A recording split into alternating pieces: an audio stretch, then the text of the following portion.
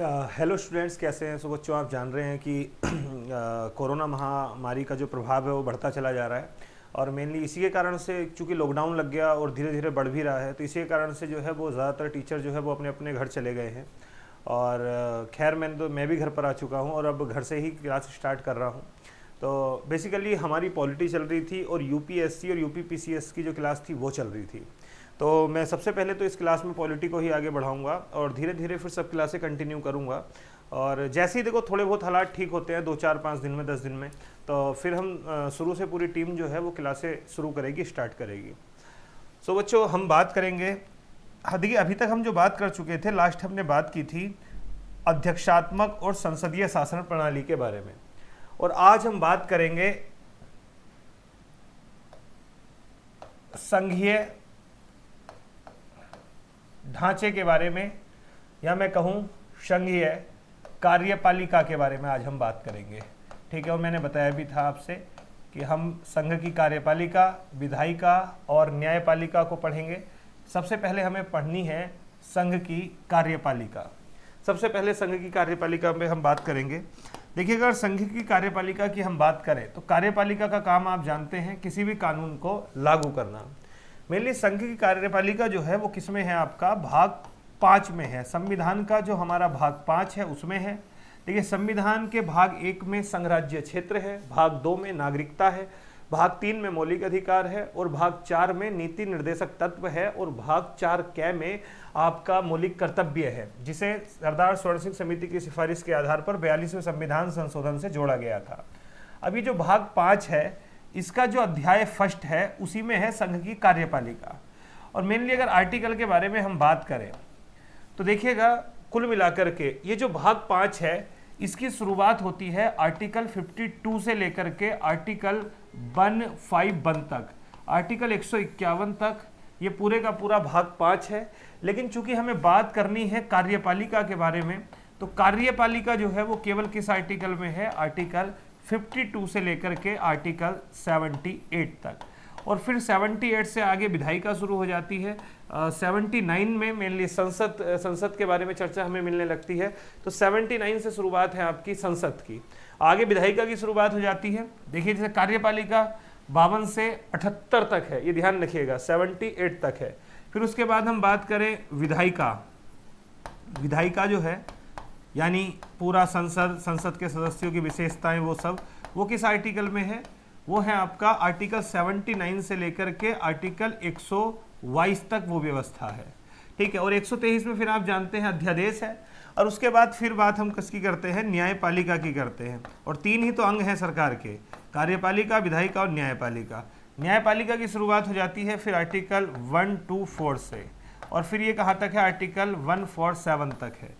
और उसके आगे फिर एक पद है आपका जिसे सीएजी कहा जाता है, जो 148 से 151 तक है। तो कुल मिलाकर के आज हम जो बात करने वाले हैं वो कार्यपालिका के बारे में बात करनी है। आज हमें इसके बारे में बात करनी है, तो साथ साथ नोट भी करते हुए चलिएगा चीज़ों को।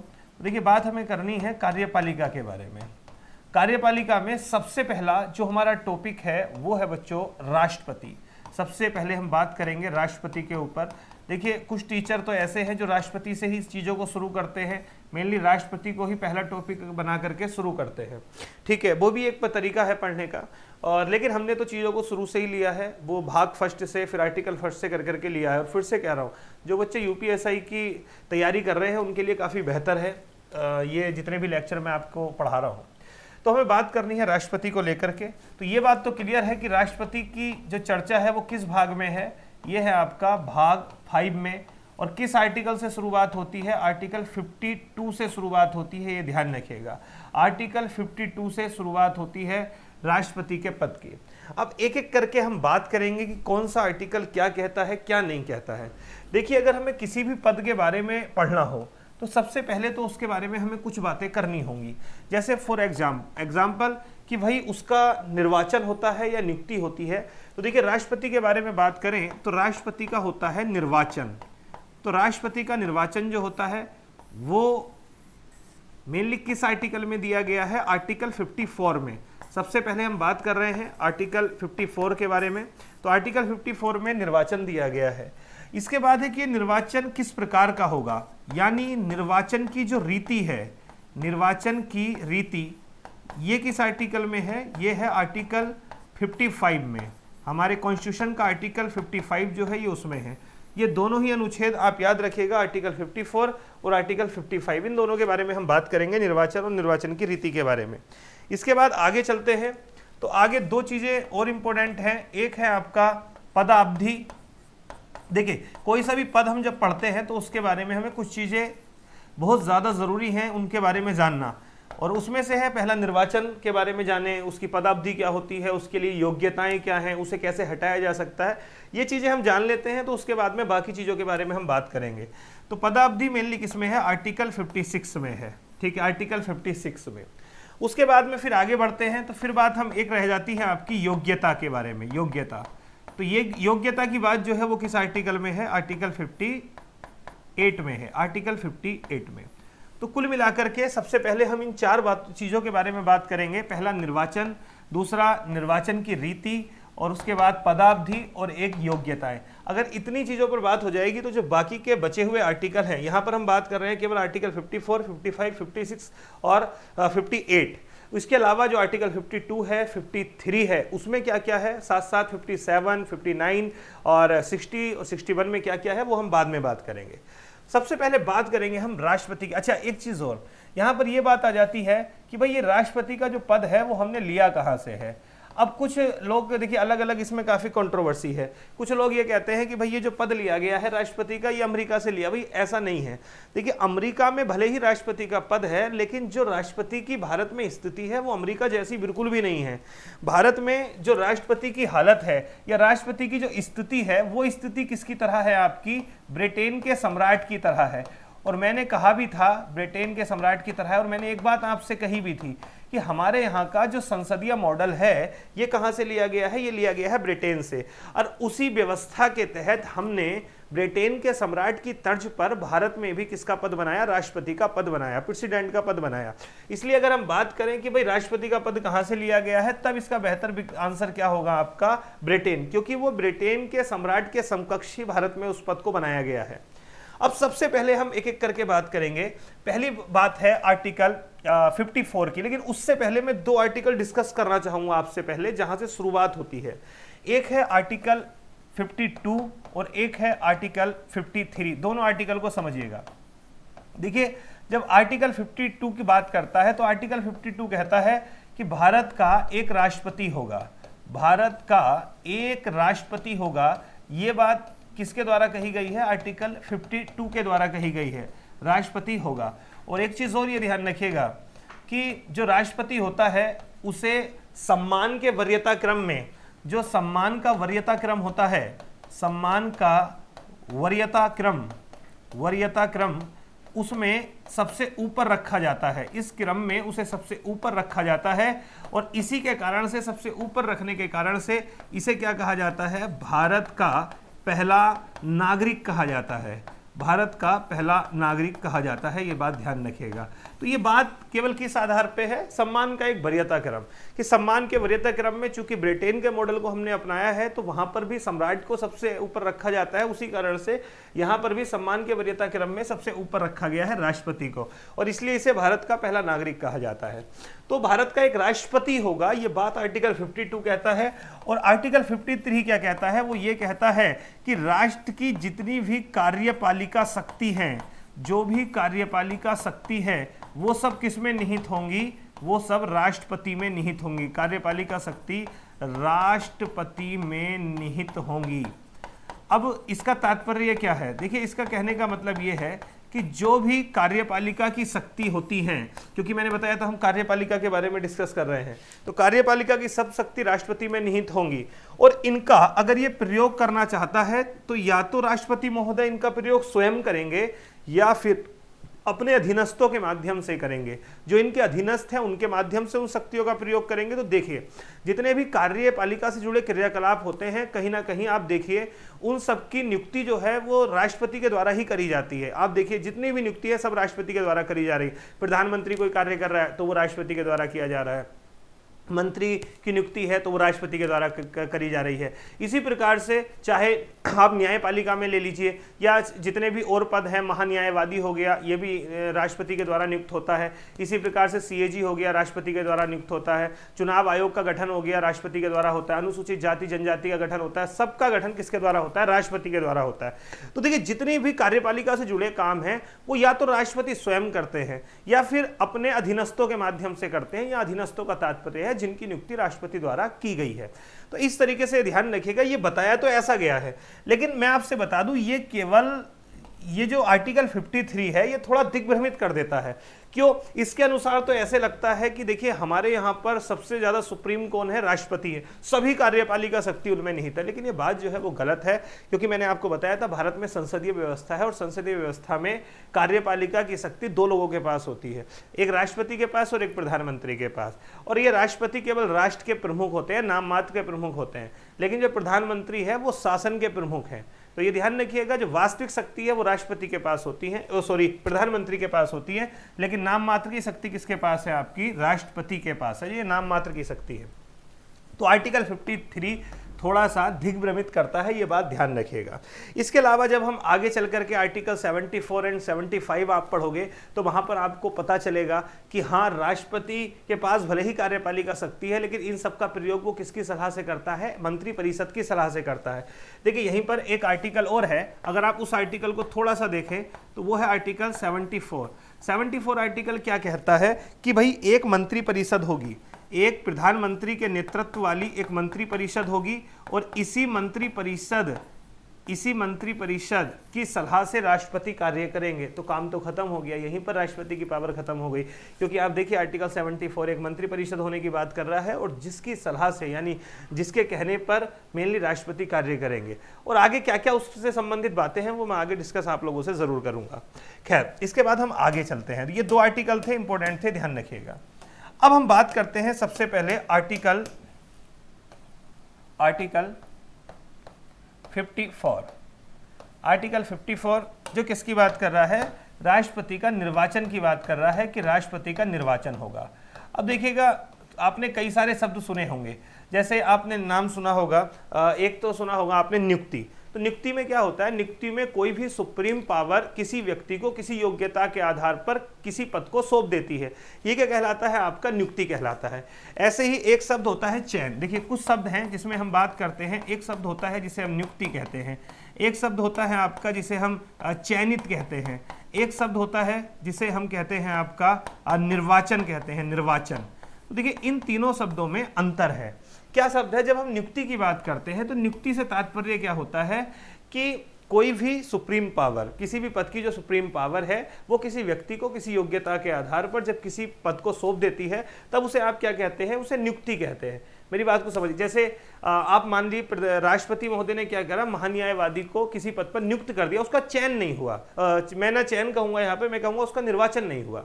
लेकिन जब हम चयन की बात करते हैं तो चयन थोड़ा सा नियुक्ति की तरह ही होता है, बस थोड़ा सा अंतर ये है कि चयनित करने के लिए मेनली हम किसी ना किसी कंपटीशन को रख देते हैं, कुछ ना कुछ हमने कंपटीशन रख दिया। मेनली मैं कहूँगा जैसे यूपीएससी है या यूपीपीसीएस है, ये जो एग्जाम है ये कहीं ना कहीं क्या करते हैं, जितने भी पद हैं वो चयन के माध्यम से भरे जाते हैं।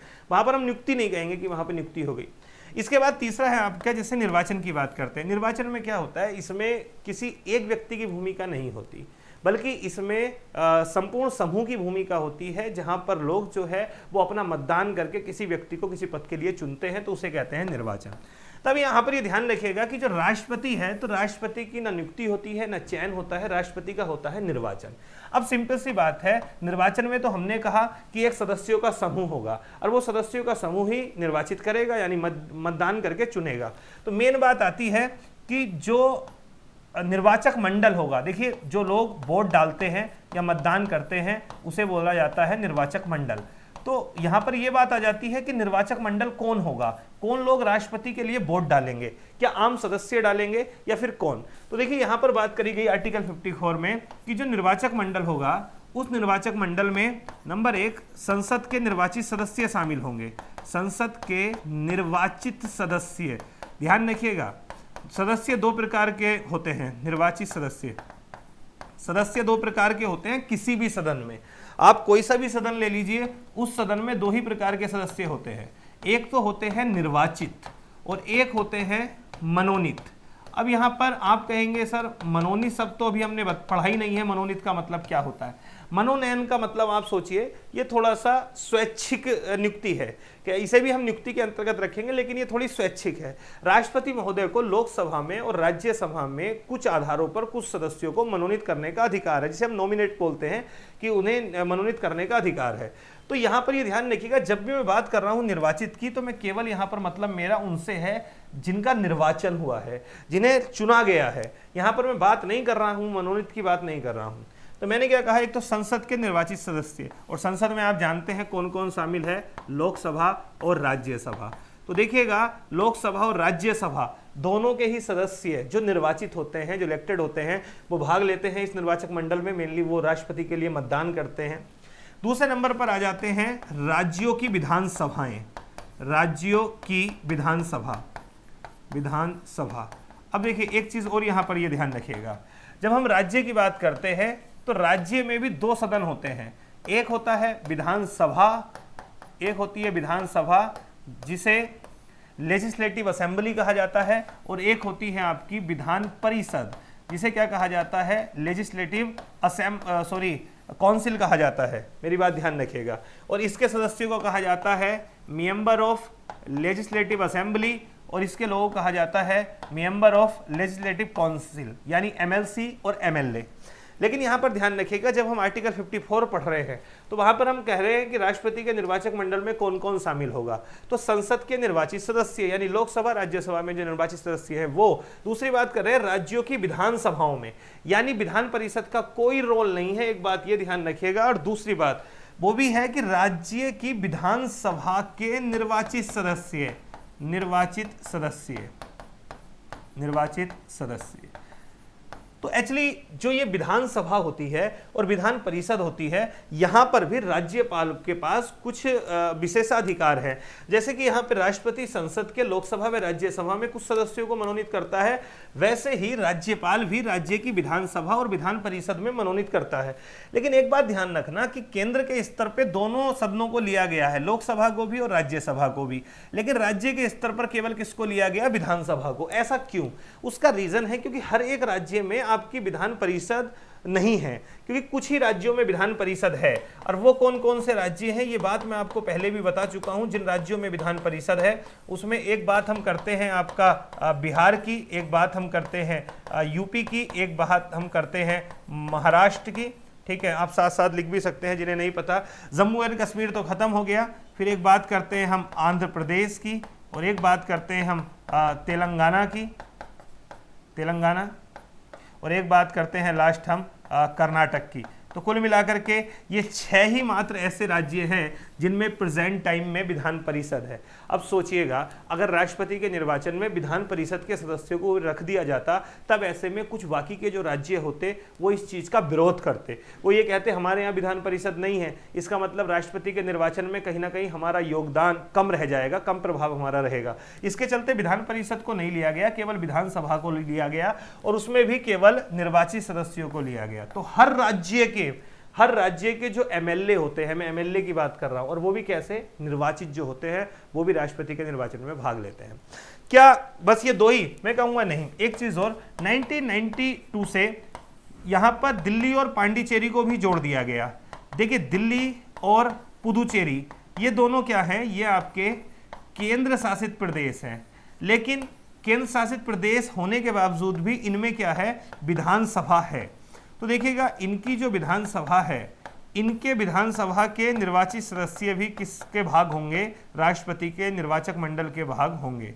तो यहाँ पर निर्वाचित सदस्य, मैं फिर से कह रहा हूँ, कुल मिलाकर के जब हम बात करते हैं निर्वाचक मंडल की, तो निर्वाचक मंडल में कुल मिलाकर के 3 जगह से लोग आते हैं। एक तो दोनों सदनों के निर्वाचित सदस्य, दूसरा राज्यों की जो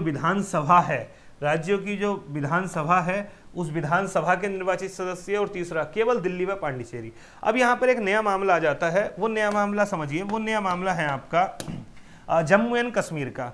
एक्चुअली आप जानते हैं कि जो जम्मू एंड कश्मीर है, जम्मू एंड कश्मीर को 2 केंद्र शासित प्रदेशों में बांट दिया गया। एक तो जम्मू हो गया, एक तो जम्मू हो गया और एक आपका हो गया ये लेह वाला क्षेत्र। अब यहाँ पर क्या है, जो जम्मू है, इस जम्मू में भी विधानसभा है। अभी तक देखिए केवल 2 ही केंद्र शासित प्रदेश ऐसे थे जिनमें विधानसभा थी, वो थे दिल्ली और पांडिचेरी, और वहां उनको शामिल कर लिया गया था कि भाई उनके भी निर्वाचित सदस्य राष्ट्रपति के निर्वाचन में भाग लेंगे। लेकिन अब मुद्दा ये आता है कि क्या जम्मू जो है, क्या जम्मू और श्रीनगर जो एक केंद्र शासित प्रदेश है, क्या इसके भी विधानसभा के लोग भाग लेंगे, ये वाला मुद्दा आता है। तो देखिए ये किसी ने पूछा भी था सूचना के अधिकार के तहत, तो यहाँ पर निर्वाचन आयोग ने साफ साफ कह दिया कि देखिएगा, जब हम निर्वाचक मंडल की बात करते हैं तो आर्टिकल 54 में दिल्ली व पांडुचेरी का नाम लिखा हुआ है कि निर्वाचक मंडल में दिल्ली व पांडुचेरी विधानसभा के लोग शामिल होंगे। लेकिन चूंकि अभी जम्मू का नाम नहीं लिखा हुआ है, जम्मू विधानसभा के सदस्यों का नाम नहीं लिखा हुआ है, इसलिए राष्ट्रपति के निर्वाचन में अभी भाग नहीं लेंगे। हाँ, इसके लिए क्या करना पड़ेगा, संसद को एक परिवर्तन करना पड़ेगा आर्टिकल 52 में। संसद आर्टिकल 52 में दिल्ली व पांडिचेरी के साथ साथ अगर जम्मू भी लिख दे तो इस कंडीशन में जो है वो राष्ट्रपति महोदय के निर्वाचन में जम्मू के भी विधानसभा के सदस्य भाग लेंगे। तो ये था आपका मेन आर्टिकल 54। तो आर्टिकल 54 में मैंने क्या कहा कि निर्वाचक मंडल में कौन कौन शामिल होगा, तो इनके द्वारा कुल मिलाकर के चुने जाएंगे। अब इसके बाद बात करते हैं आगे। आगे है आर्टिकल हमारा आर्टिकल 55, बहुत ज़्यादा इंपॉर्टेंट है आर्टिकल 55, और ये किसकी बात कर रहा है, निर्वाचन की रीति की बात कर रहा है। भाई ये तो पता चल गया कौन कौन भाग लेंगे, लेकिन अगली बात ये भी तो है कि निर्वाचन की रीति क्या होगी, निर्वाचन कैसे होगा। तो देखिए यहाँ पे 2 चीज़ें विशेष तौर पे दी गई। एक तो दिया गया अनुपातिक प्रतिनिधित्व, अनुपातिक प्रतिनिधित्व,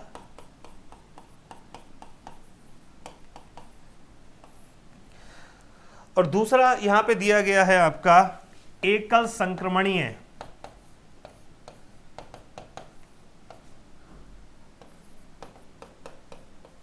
एकल संक्रमणीय प्रणाली,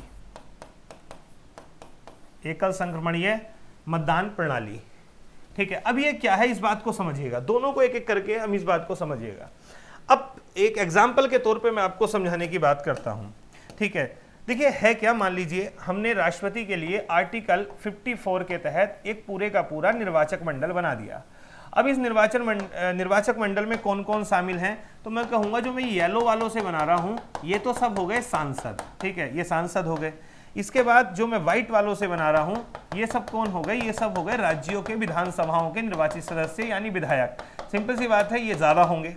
इसके बाद में जो हम रेड डॉट से मैं बना रहा हूं, ये मान लीजिए दिल्ली व पांडुचेरी विधानसभा के निर्वाचित विधायक जो हैं ये वो हैं। तो कुल मिलाकर के 3 तरीके के लोग होंगे।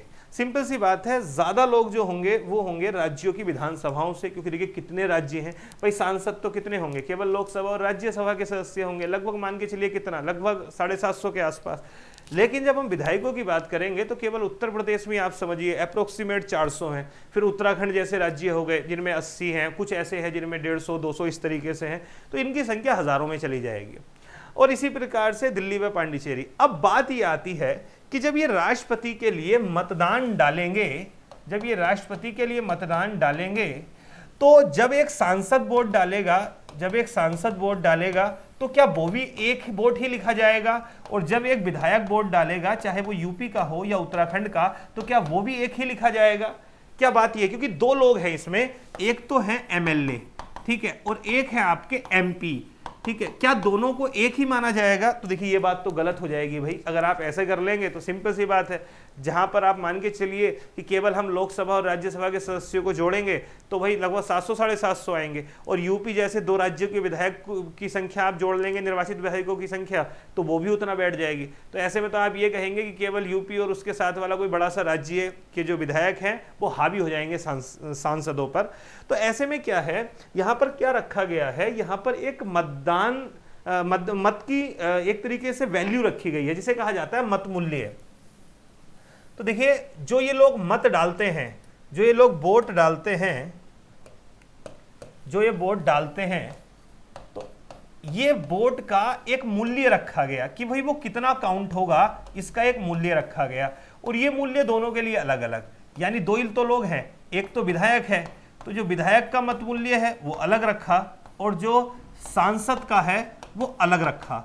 यानी अगर एक सांसद वोट डालेगा तो वो अलग काउंट होगा, और अगर एक विधायक वोट डालेगा तब वो अलग काउंट होगा। अब इसके लिए कैसे, अब विधायक के लिए कैसे रखा गया, जैसे मान लो यूपी के विधायक का मत मूल्य क्या होगा, तो इसका एक सीधा तरीका रखा गया निकालने का।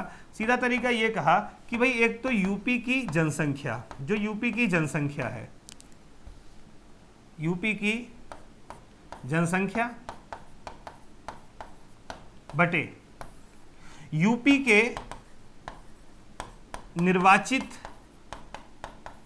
विधायक, और विधायक का मतलब फिर से कह रहा हूं मैं भैया, किसके विधायक है ये, निर्वाचित विधायक, वो भी किसके, विधानसभा के, ठीक है, विधानसभा के हैं, विधान परिषद का यहां पर कोई मतलब नहीं है, यूपी के निर्वाचित विधायक वो भी विधानसभा के। तो एक सिस्टम बनाया, क्या बनाया कि यूपी की जनसंख्या बटे यूपी के निर्वाचित, जो यूपी के निर्वाचित विधायक है, ठीक है, और साथ साथ गुणा 1/1000, ठीक है, 1/1000 से हमें भाग और करनी है। अब फॉर एग्जाम्पल के तौर पे आप मान के चल लीजिए, मैं एक एग्जाम्पल मान ले रहा हूँ, मैं ये कह रहा हूँ कि भैया जनसंख्या कितनी है आपकी, जनसंख्या हमने मान के चल लिया कि ये हो गई आपकी 1 लाख, 1 लाख मान लीजिए, और हम ये कह रहे हैं कि निर्वाचित विधायक जो हैं वो कितने हैं, वो मान लीजिए 10 ही हैं, ये हम एग्जाम्पल के तौर पे मान रहे हैं। तब ये काट के कितना आएगा, 10,000 आएगा। लेकिन अभी बात खत्म नहीं हुई, अभी चूंकि 1/1000 और है, तो 1/1000 और करना है, आप इससे काटेंगे तो ये कितना आएगा आपका, ये आएगा 10।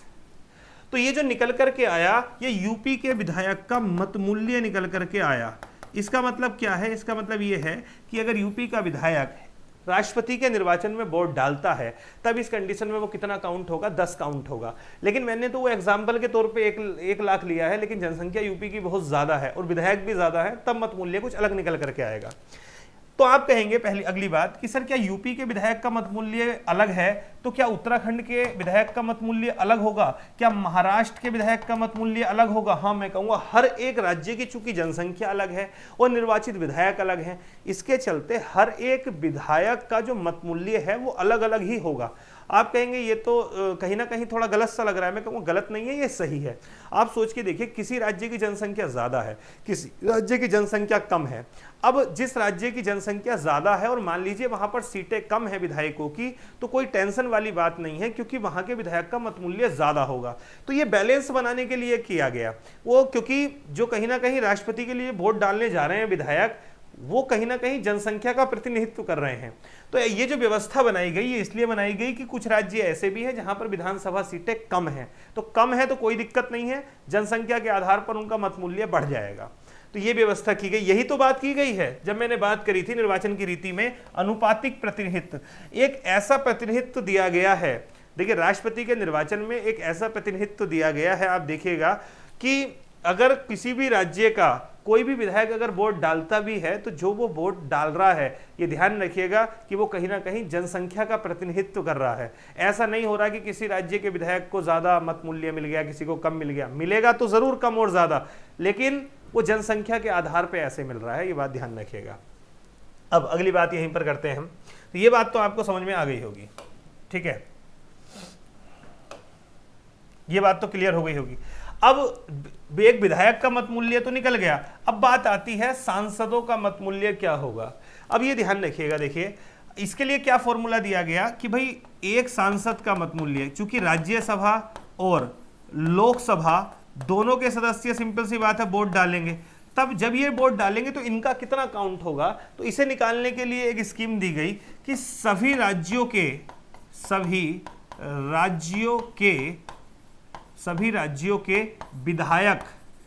विधायकों के मत मूल्य का योग बटे संसद के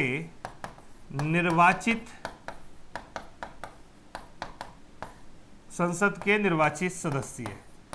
अब यहां पर समझिएगा ये क्या तरीका। अब मान लीजिए मैं एक एग्जांपल से समझाता हूं कि यूपी में जो मत मूल्य है वो 10 है, उत्तराखंड में हमने मान लिया 5 है।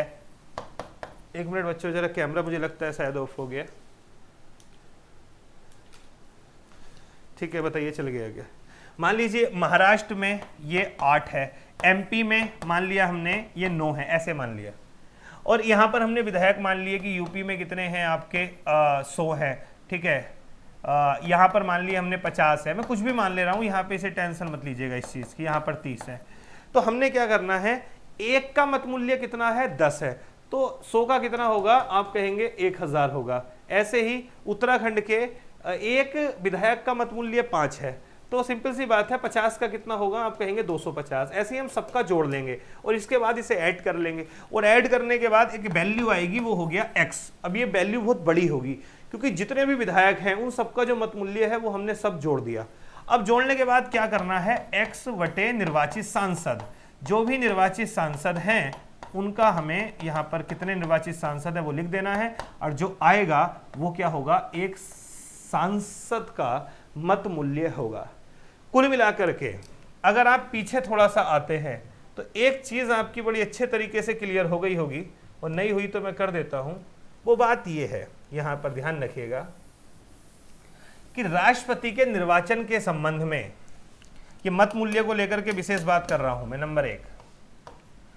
नंबर एक बात याद रखिएगा कि अलग अलग राज्यों के विधायकों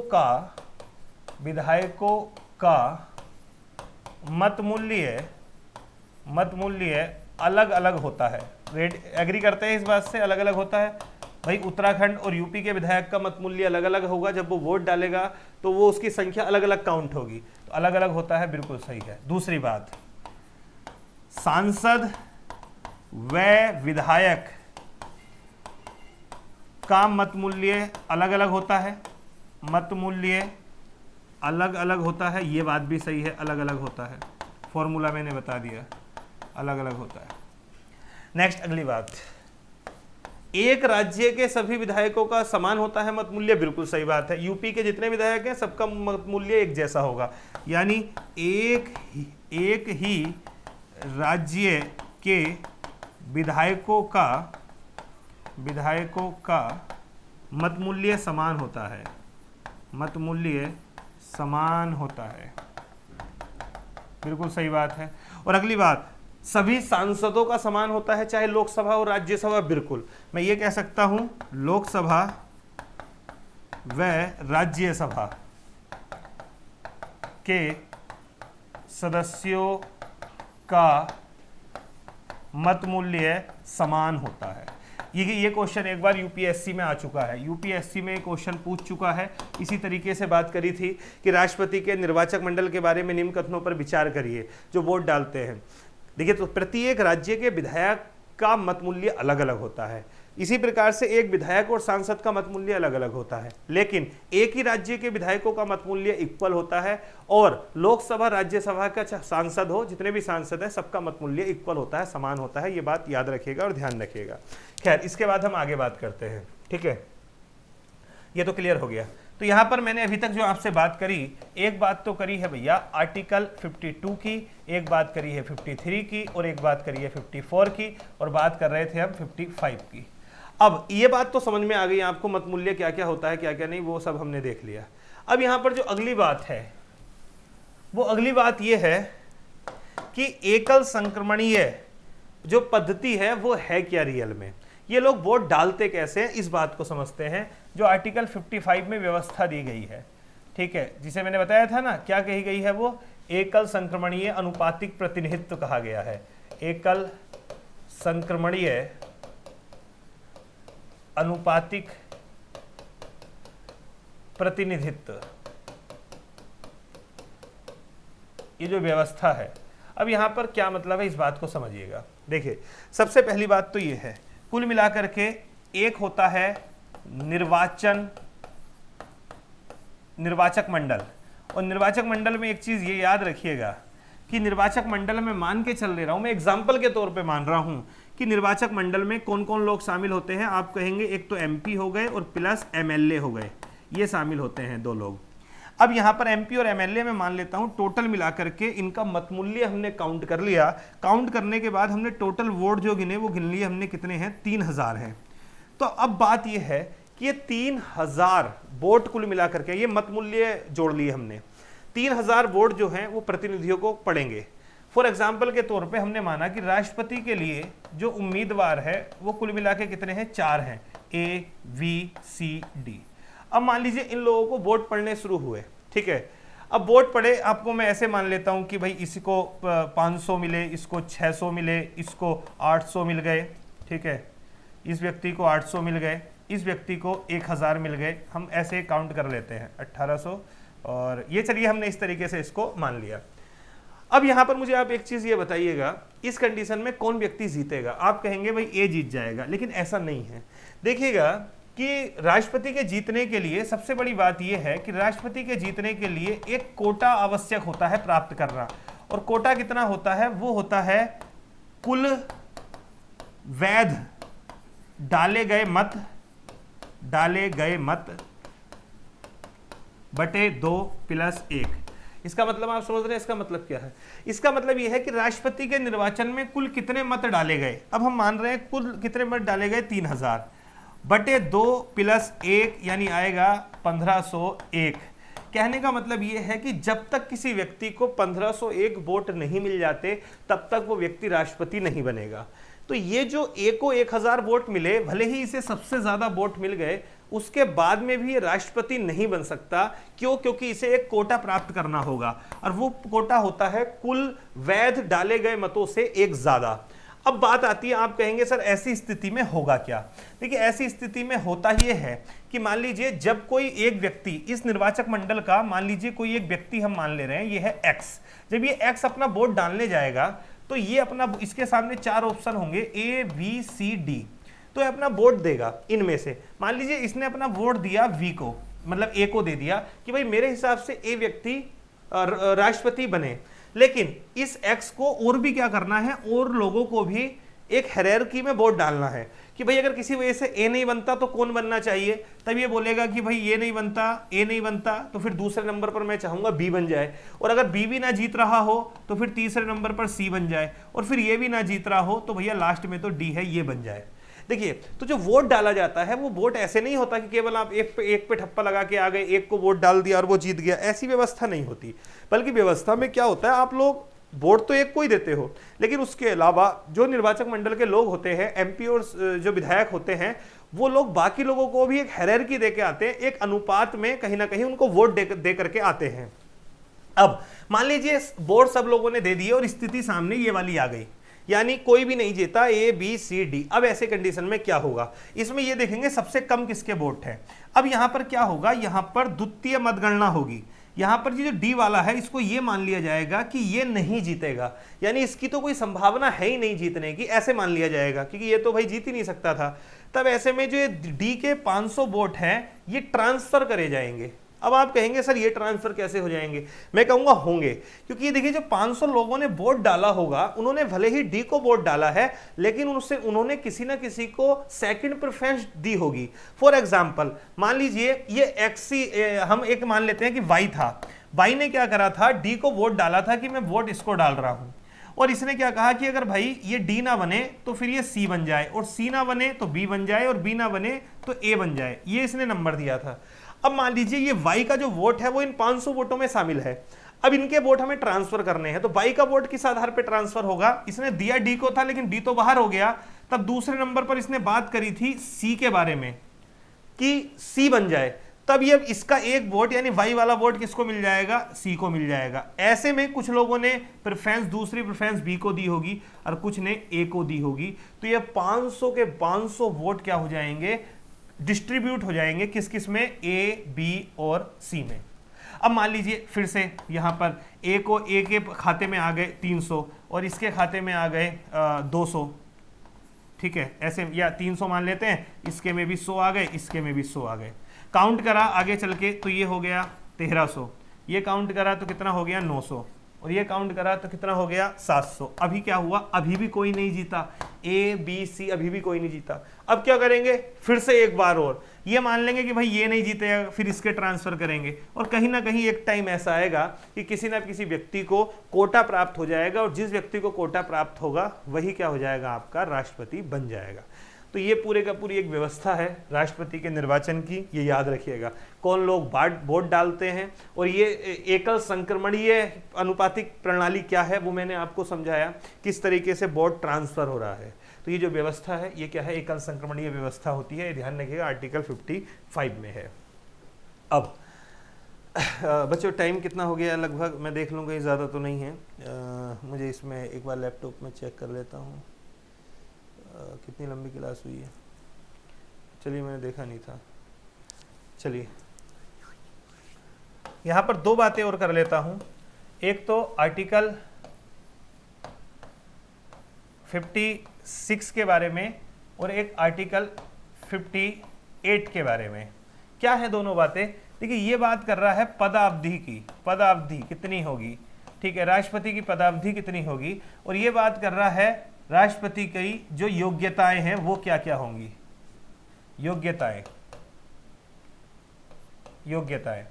तब यहां पर ये याद रखिएगा, पदावधि के बारे में बात करें तो समझिएगा क्या कहते हैं पदावधि, कि जब से राष्ट्रपति महोदय शपथ लेंगे तब से उनकी पदावधि कितनी होगी, 5 वर्ष होगी, 5 वर्ष की पदावधि, 5 वर्ष की पदावधि होगी।